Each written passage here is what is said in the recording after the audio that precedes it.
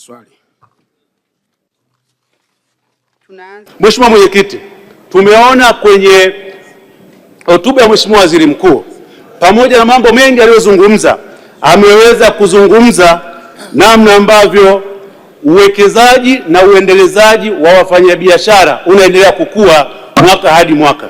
Tumeona kwenye hotuba yake namna ambavyo uwekezaji mpya umeweza kusajiliwa zaidi ya miradi 927. Miradi 927 ni mingi na yenye thamani zaidi ya dola milioni 11. Hizi fedha ni nyingi sana.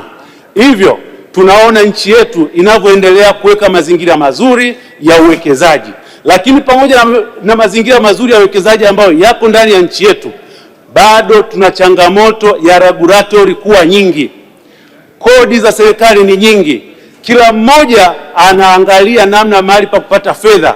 Hivyo tunaona namna ambavyo kwa uwekezaji huu wawekezaji wetu wengi watashindwa kupiga hatua.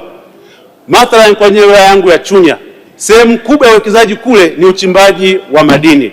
Wachimbaji wanazidi kuongezeka na maeneo ya wachimbaji wengine, lakini tozo na kodi ambazo wachimbaji wanaenda kuzipitia ni nyingi kiasi kwamba wachimbaji wetu hawa wanapata fedha, kwa maana ukiangalia maduhuli, lakini faida hawapati. Mathalan, tunaona mwekezaji huyu ambaye ni mchimbaji analipa leseni ya biashara, analipa mrabaha, analipa leseni ya halmashauri kwa maana ya service levy, analipa tozo mbalimbali, analipa TRA, analipa OSHA, analipa fire, analipa mkemia wa serikali, analipa NEMKI, analipa NSSF, analipa SDDL kwa ajili ya vibarua wetu.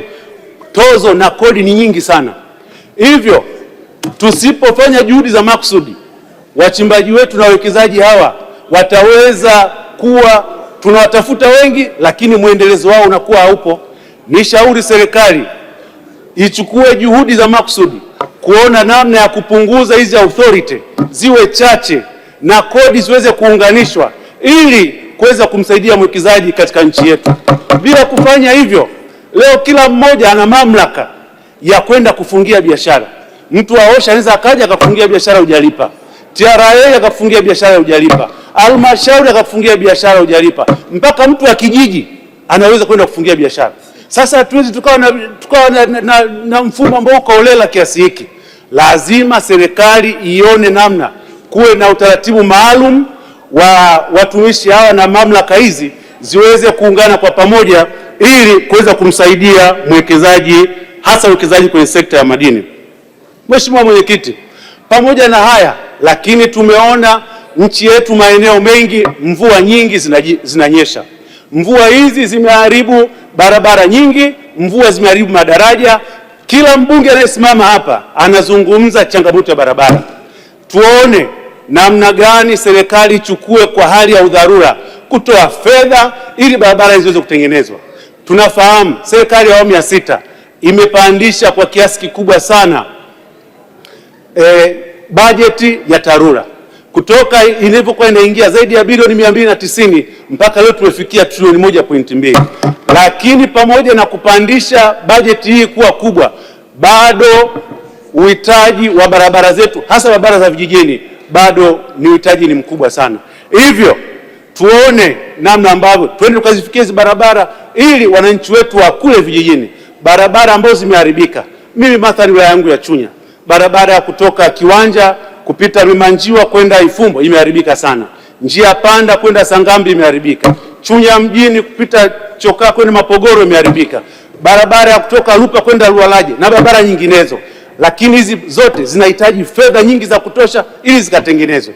Bila kuwa na chanzo kingine mbadala, hatuwezi kwenda kufikia hatima hii. Nishauri pamoja na serikali kutoa hizi fedha, lakini ione namna halmashauri ambazo zina uwezo wa kusimamia na kujiendesha ziweze kupunguziwa masharti na ziwekewe masharti maalum, ziweze kukopa mikopo ya kibiashara ili wapate fedha, watengeneze barabara, hasa barabara za kiwango cha lami. Hii itatusaidia sana. Zitatengenezwa barabara ndani ya muda mfupi, wao wataendelea kulipa kidogo kidogo na wananchi huko wataweza kuona faida. Hii ndio ambayo itakuwa sisi imetusaidia na itaweza kusaidia mambo mengi zaidi. Mheshimiwa Mwenyekiti, pamoja na barabara hizi za TARURA, lakini bado barabara zinazosimamiwa na TANROADS zimeendelea kuwa kikwazo. Barabara za mkoa wa Mbeya, hasa tunapozungumza barabara ya Tanzam, barabara ya kuanzia Igawa kupita Mbeya mjini mpaka Tunduma, ambako ndio lango kuu la SADC na biashara. Ile tunapozungumza kwenye barabara, ndio barabara namba 1 ndani ya nchi hii, manake T1. Lakini leo barabara hii ni mbovu, haipitiki, na tukumbuke katika mizigo inayopita kwenye bandari yetu ya Dar es Salaam, zaidi ya 40% inapita barabara ya Tanzam. Hivyo tuangalie kwa jicho la kipekee, barabara hii itengenezwe tena kwa udharura wake ili iweze kutusaidia. Lakini bei yake, barabara inayotuunganisha mkoa, kwa maana inaunganisha mkoa wa Mbeya, inapita Chunya kwa Makongorosi kwenda mpaka Singida, kwa maana barabara inaanzia Makongorosi kwenda Mkiwa, na yenyewe iangaliwe katika hali, itengenezwe barabara kwa kiwango cha lami, barabara iweze kupitika. Wananchi wa Chunya, hasa tarafa ya Kipembawe, waone namna ambavyo serikali yao inawajali, barabara hii iweze kupitika vizuri.